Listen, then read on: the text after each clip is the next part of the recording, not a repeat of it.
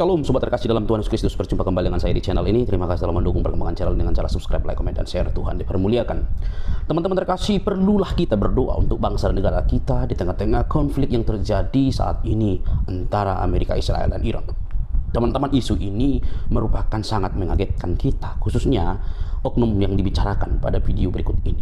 Teman-teman, ini harus diantisipasi dan perlu kita dukung pemerintah Indonesia untuk segera mengambil posisi atau tindakan yang bagus, baik untuk terus bangsa ini dalam zona yang mantap dan aman. Kita dengar dulu video berikut ini, teman-teman.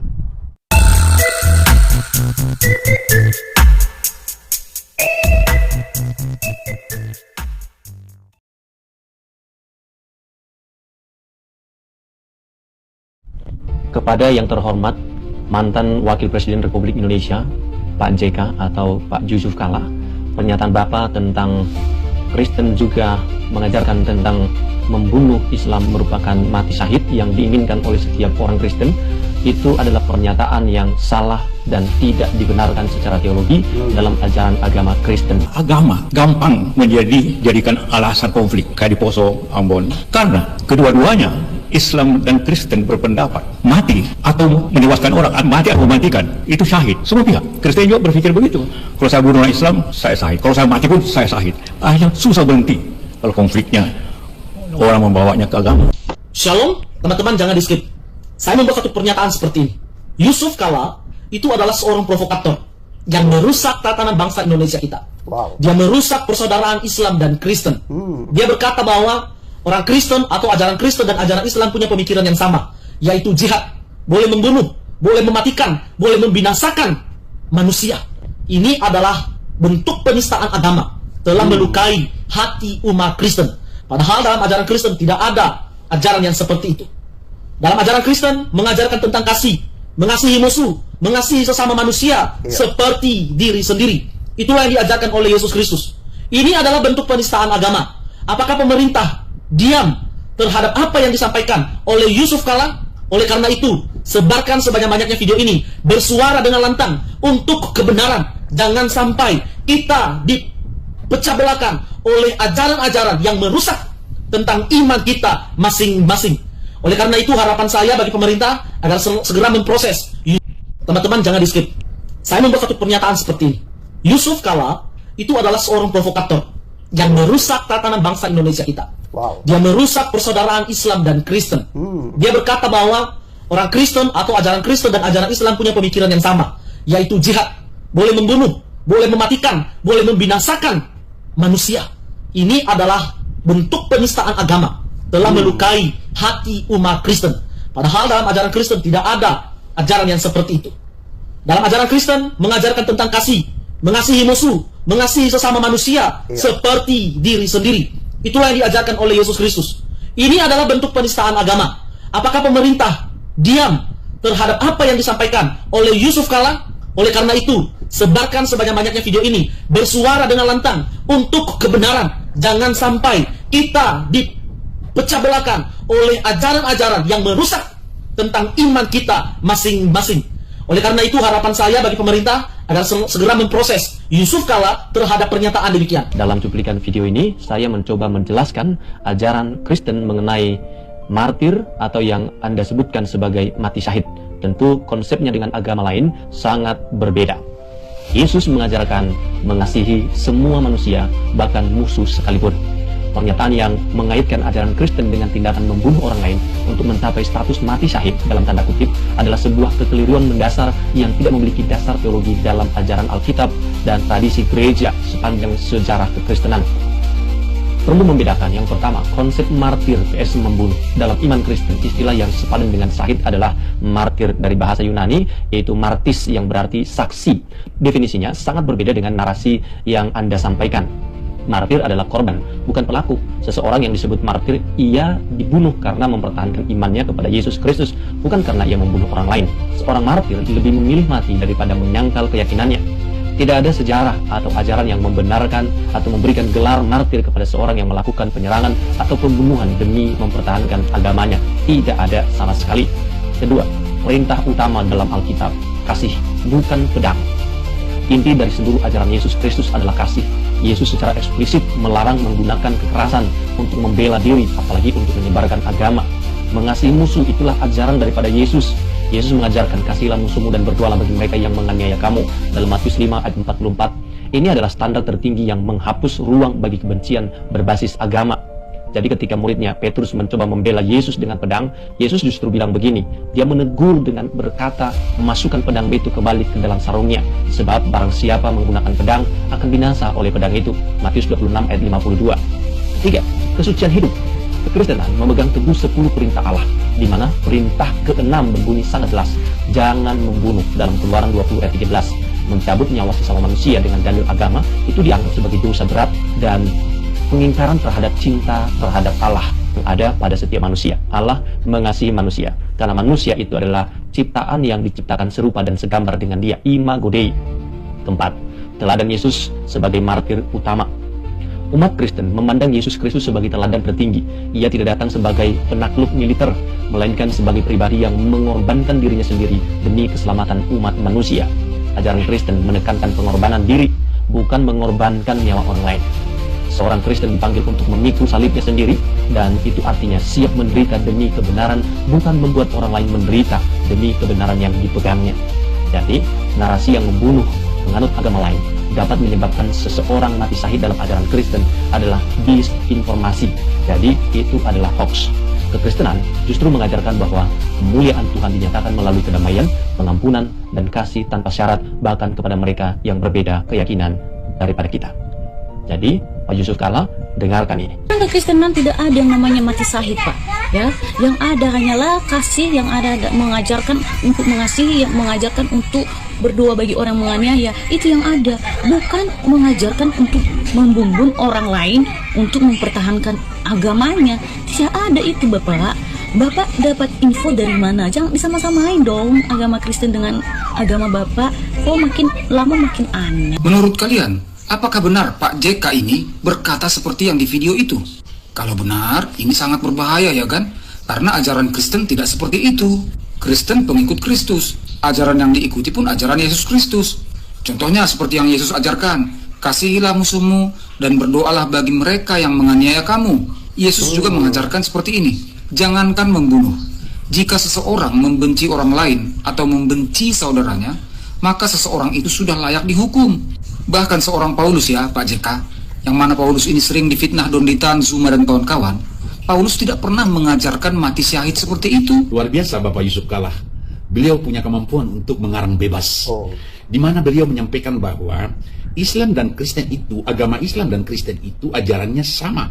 Beda Pak. Nggak sama, beda. Karena di dalam Kristen itu, Protestan maupun Katolik, Tuhan Yesus mengajarkan kami untuk tidak boleh membunuh. Baik itu atas nama agama, tidak boleh. Jangankan membunuh, membenci sesama saja tidak boleh.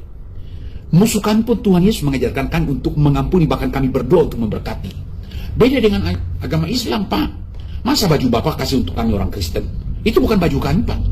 Ya, dan saya percaya bahwa Bapak pada waktu sekolah itu pasti dapat nilai 100 khusus untuk mata pelajaran mengarang bebas. Menurut pemirsa, bagaimana pendapatmu tentang karangan bebas? Ini makin tua makin ngaur, ya. Bukan agamanya diurusi. Mana ada istilah Kristen itu masih mati syahid? Asal ngomong aja Bapak ini. Di dalam Kristen itu ada tertulis saling mengasihi, ya. Makanya ada di dalam Kristen itu, jika pipi kananmu ditampar, kasihlah pipi kirimu. Yang artinya itu bukan soal tampar menampar, ya Pak ya. Biar paham Bapak itu, bukan soal tampar menampar. Tetapi kalau ada menyakitimu, ya, jangan kau balas. Ya, biarkan aja. Itu maksudnya. Apalagi yang namanya mati syahid. Mana ada di istilah di dalam Kristen itu mati syahid, ya? Yang ada di dalam Kristen itu tetap saling mengasihi, tidak boleh membenci. Itu ada di dalam agama Kristen. Kau bilang pula sama Kristen sama Muslim, mana ada sama itu, Pak? Enggak pernah ada pertemuannya itu. Kalau kami Kristen ini, kalaupun ada dari agama kami ataupun dari orang Kristen membunuh ataupun membenci, itu bukan bagian dari kitab kami. Itu bukan bagian dari ajaran Yesus kami, Tuhan kami. Tuhan kami mengajarkan saling mengasihi, tidak boleh membunuh, tidak boleh memikna, tidak boleh mencuri, tidak boleh membenci. Itu ajaran agama kami. bukan seperti kalian, ya. Jadi jagalah omonganmu Pak JK. Ya, apalagi Bapak itu udah pernah mantan Wakil Presiden Republik Indonesia, ya. Seharusnya Bapak itu, ya, harus yang di tengah untuk memperdamaikan masyarakat yang ada konflik-konflik yang ada di Indonesia ini. Yang pertama saya bilang sama Bapak, ya, jangan pernah urusi orang lain, ya. Uruslah dulu punyamu, ya. Ini juga udah kau urusi agama orang lain. Agamamu aja belum kelar Bapak urusi. Udah kau urusi negara luar. Negaramu aja belum bisa Bapak urusi. Oke? Pak JK bilang katanya bakalan ada chaos di bulan Agustus. Ngeri ya? Ngeri dong. Masa kita nggak ngeri negara kita chaos? Tapi pertanyaan yang mendasar adalah kenapa Pak JK langsung menyebut bulan Agustus secara spesifik? Apakah tidak ada bulan-bulan yang lain untuk disebut? Justru saya melihatnya kalau seandainya Pak JK langsung menunjuk bulan Agustus, ini bukan lagi sebuah prediksi. Jadi seakan-akan Pak JK itu memiliki kemampuan untuk meramal yang presisi, yang tepat. Jadi Pak JK bisa menebak langsung bulan Agustus akan chaos gitu. Nah, kendati pun Pak JK melakukan prediksi seperti ini, yang saya takutkan itu akan menjadi afirmasi bagi banyak orang sehingga memprovokasi agar chaos itu benar-benar terjadi. Karena kita harus fair juga kawan-kawan, banyak sekali trauma politik di seluruh dunia yang terjadi di bulan Agustus. Nah, Indonesia sendiri juga baru selesai chaos pada bulan Agustus tahun yang lalu. Nah, lagi-lagi disebutkan dengan bulan Agustus. Kira-kira apa sih yang menjadi indikator oleh Pak JK sehingga mengatakan bahwasannya akan terjadi chaos di negara ini? Begitu. Dan kita sebagai manusia yang berpikir, kita harus menanyakan parameter apa yang digunakan oleh Pak JK sehingga mengatakan bahwasannya negara kita akan chaos bulan Agustus. Lalu ada pertanyaan yang timbul secara mendasar kawan-kawan. Apa yang membuat orang itu berencana menciptakan chaos di negara ini? Apakah ada hubungannya dengan harga BBM? Kalau kita tinjau dengan harga BBM, pemerintah tidak menaikkan BBM. Itu sudah clear. Yang kedua adalah Pak JK di lain sisi malah menyuruh atau menyarankan pemerintah untuk menaikkan BBM. Nah, jadi yang membuat ini akan chaos apa? Mereka chaos apakah karena BBM tidak naik? Atau mereka chaos karena harga BBM naik? Yang jelas-jelas sudah tidak ada kenaikan. Bagaimana menurut? Saya ingat persis di bulan Agustus itu terjadi demo besar-besaran tahun lalu ya, tahun 2025. Gedung-gedung atau kantor-kantor DPR itu hampir serempak dibakar di seluruh Indonesia. Berbagai fasilitas umum terutama di daerah Jabodetabek itu juga dibakar oleh massa. Dan saya ingat persis karena waktu itu saya mereaksi suara-suara dari Mbak Salsa Erwina, salah satu aktivis yang mendukung kegiatan demo tersebut. Dan kini muncul Pak Yusuf Kalla, ia memprediksi di bulan Agustus. Nah, ini tentunya menimbulkan kekhawatiran karena negara Nepal itu kan chaos di bulan Agustus. Nah, ini kenapa nih? Kok disebutkan bulan Agustus? Apakah ada rencana terselubung atau gimana? Pak JK, harusnya Indonesia naikkan harga BBM.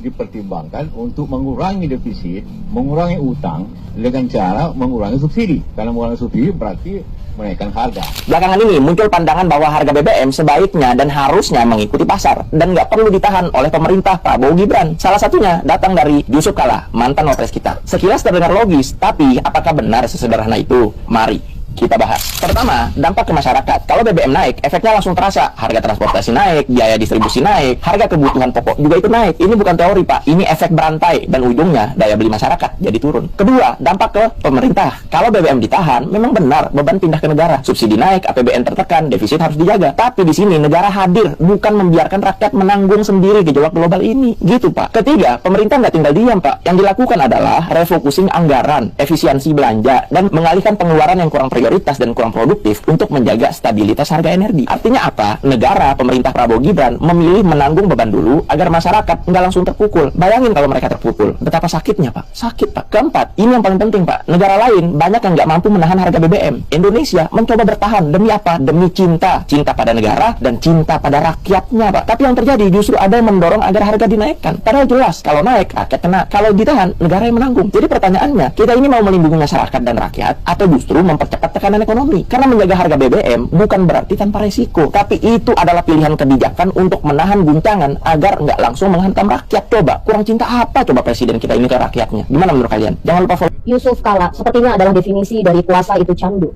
Jika merasa terganggu, maka akan mengganggu. Tidak seperti para mantan lainnya, utamanya mantan-mantan wakil presiden, seperti halnya Yusuf Kalla, yang mana di tengah kondisi geopolitik yang semakin memanas, harga minyak dunia meningkat yang pasti akan berdampak pada seluruh sektor. Dan publik resah, karena memang kita sedang dihadapkan dengan kondisi global yang tidak pasti. Kemunculan Yusuf Kalla justru menyebarkan keresahan dan ketakutan. Oleh karena itu, kemunculan Yusuf Kalla menimbulkan pertanyaan besar. Ada apa? Tentu publik mengikuti dan menyadari bahwa sejak kemunculannya pertama kali setelah terjadinya perang Iran versus Amerika Israel, pernyataan-pernyataan, agenda-agenda seorang Yusuf Kala kemudian diberitakan, disebarkan begitu masif, yang kemudian tidak sedikit pihak melakukan tafsiran-tafsiran liar, bahkan berdampak pada terproduksinya disinformasi tentang pernyataan dan agenda seorang Yusuf Kala yang tujuannya untuk menghancurkan kepercayaan publik pada kepemimpinan dan diplomasi seorang Prabowo Subianto. Nah, apakah semua ini terjadi secara alami atau bahkan kebetulan? Menurut keyakinan saya, tentu tidak, teman-teman. Seorang Yusuf Kala punya kemampuan dan kekuatan untuk membentuk opini publik, punya kemampuan dan kekuatan untuk mengerahkan jejaringnya untuk mengganggu karena dia terganggu. Dan keyakinan ini semakin menguat ketika dalam wawancaranya dengan Tempo, Yusuf Kala secara terang-terangan menyampaikan bahwa Indonesia sudah dalam kondisi krisis. Dan keyakinan ini semakin menguat lagi ketika Yusuf Kala melalui Said Didu memberikan peringatan atau bahasa lainnya memberikan prediksi bahwa pada Juli-Agustus 2026 Indonesia akan mengalami chaos. Ini adalah pernyataan yang sangat tidak berdasar dan provokatif dari seorang mantan presiden yang harusnya tampil sebagai negarawan sejati, malah justru tampil sebagai seseorang yang menakut-nakuti. Terkait chaos hanya akan terjadi ketika orang-orang yang harusnya tampil bijaksana sebagai seorang negarawan, tapi justru sebaliknya, sehingga perkataan-perkataannya justru membuat negara yang tadinya stabil menjadi tidak stabil. Maka saya meyakini teman-teman bahwa apa yang dilakukan oleh Yusuf Kala saat ini dan diperkuat oleh pihak-pihak lainnya adalah agenda untuk membunuh karakter dan mendegradasi nilai-nilai kebijakan Presiden Prabowo Subianto. Baru aja 24 jam buka TikTok, udah ada aja berita yang bikin, hah? ini yang pertama nih, Akiki Tuwir yang ngebacot. Yang kedua ini nih, Akiki Tuwir lagi. Saya tuh herannya begini ya, kenapa sih Aki-aki Tuwir yang udah lanjut usia, yang umurnya udah diintai-intai malaikat maut ini, akhir-akhir ini kok banyak tingkah gitu? Bukannya muhasabah diri karena umur udah di ujung tanduk, malah menjadi-jadi tua-tua keladi. Orang nggak mau BBM naik, dia mau malah BBM naik. Itu gimana? Isi pikirannya udah pikun kali ya? Apalagi nih, ya ampun ya Robi, ya ilahi, masih aja memakzulkan Prabowo, Gibran. Saya lihat ya, yang komen itu banyak bilang kalau si Bapak Tuwir ini, yang katanya guru besar, profesor, ngomong begini tuh di acara halal bihalal. Kalau acara halal bihalal, setahu saya, yaitu ya maaf-maafan, ya, salam-salaman, berjabatan tangan, berpelukan, mengungkapkan segala kesalahan. Ini malah ngebahas Prabowo, mau memakzulkan Prabowo, mau menurunkan Prabowo. Dan ini juga nih Akiki Tuwir satu ini, kok dia bisa gitu memprediksi? Itu prediksi atau rencana? Jangan-jangan itu udah rencana ya? Mau demo lagi ya? Mau bikin chaos lagi? Nanti ada korban yang salahin siapa lagi? Pak Prabowo lagi yang salah. Udahlah ya, tobat, ingat mati. Bukan malah menjadi manusia yang ingkar, manusia yang mungkar, dan manusia yang melakukan makar. Na'udzubillah min dzalik. Dan harus selalu ingat ya, semua yang kita lakukan di dunia ini akan dimintai pertanggungjawaban di akhirat nanti. Jangan jadi kayak Amin Rais atau si Abah Al-Megdi itu julid terus. Di masjid julid. Ini sama nih kalian ini seperti abah kalian. Apapun acaranya, nggak penting itu acara agama atau apa, yang dibahas selalu Prabowo, Gibran, pemerintah. Seharusnya umur udah tua-tua, udah berpengalaman itu punya ini ya, udah bisa tahu menempatkan sesuatu itu pada tempatnya. Yang nggak boleh dibahas di satu acara, kenapa dibahas gitu? Nggak nyambung. Jadi nanti ya guys ya, kalau nanti Agustus itu banyak yang demo, udah bisa ditebak siapa dalangnya, siapa yang bayar mahasiswa itu. Tapi kasihannya itu nggak ada hasilnya gitu. Kita ini di Indonesia ini belum kelar loh menghadapi orang ini nih, si tukang julid ini. Muncul lagi kalian, nambah masalah. Yang masalahnya 90% ditambah kalian jadi 100%. Dan yang repot siapa lagi? Ya pertama yang repot. Oke teman-teman terkasih dalam nama Tuhan Yesus Kristus, kira-kira apa respon teman-teman ketika mendengarkan video dari awal hingga akhir, menyebut dua tokoh yang notabene pernah, satu tokoh yang pernah sampai terjadi penjeblosan terhadap salah satu tokoh politik yang bernama Ahok. Ya kan, kita masih ingat dan tidak mungkin lupa akan hal itu, karena pada zaman itu isu-isu agama sudah dimainkan di dalam perpolitikan, ya, politik identitas dipakai di situ, akhirnya menggulingkan salah satu kandidat yang notabene tanda kutip dituduh menista. Teman-teman, hal ini menjadi penting untuk kita waspadai. Sebagai orang Kristen harus banyak berdoa, banyak baca berita yang lengkap, dan terus mendukung pemimpin-pemimpin yang benar-benar masih dalam koridor Undang-Undang Dasar 1945 dan juga Pancasila. Itulah kehadiran kita atau kontribusi kita bagi bangsa ini. Kita doakan supaya bangsa kita ini di dalam jalur yang aman, teman-teman. Kita tidak perlu terlalu banyak terlibat karena kita mungkin hanya masyarakat biasa, tapi sebagai orang percaya kita perlu berdoa supaya bangsa ini dijaga dan dipelihara oleh Tuhan. Teman-teman terkasih, kalau yang dibicarakan itu benar-benar terjadi, benar-benar ada, benar-benar itu pokoknya sangat mengagetkan dan juga lumayan menakutkan sebenarnya. Kita tahu lah ya kan siapa beliau kan. Nah, tetapi yang penting kita lakukan adalah teman-teman mendukung langkah pemerintah untuk terus memperjuangkan kedamaian, ya, kedamaian bagi Israel. Maka akan ada terjadi kedamaian. Gitu tuh, itunya poinnya. Maka apa yang dilakukan oleh Trump saat ini sudah langkah yang betul, dan tergabungnya rencana tergabungnya Indonesia untuk mengambil langkah itu sudah langkah yang paling tepat dan perlu didukung. Teman-teman terkasih dalam Tuhan Yesus Kristus, kita memang tidak tahu banyak hal, ya kan? Karena yang paling banyak tahu itu mereka-mereka. Tapi sebagai orang percaya, kita mendukung supaya orang-orang yang selalu memakai politik identitas di dalam bangsa kita ini itu segera rencana-rencana mereka dihancurkan. Kenapa? Karena itu akan melukai banyak orang, karena itu akan membuat chaos, akan membuat agama-agama akan berantakan. Kenapa? Kalau sudah memakai politik identitas atau agama di dalam politik, maka apa yang terjadi? Ya kan chaos seperti beberapa tahun yang lampau, dan kita tidak maukan hal itu. Teman-teman yang terkasih, kita doakan bangsa kita ini supaya kesejahteraan bangsa ini ada di tangan Tuhan, karena kesejahteraan bangsa ini adalah kesejahteraan kita juga. Sampai di sini teman-teman, semoga kita diedukasi. Jangan lupa untuk mendukung dengan cara subscribe, like, komen, dan share. Tuhan memberkati kita.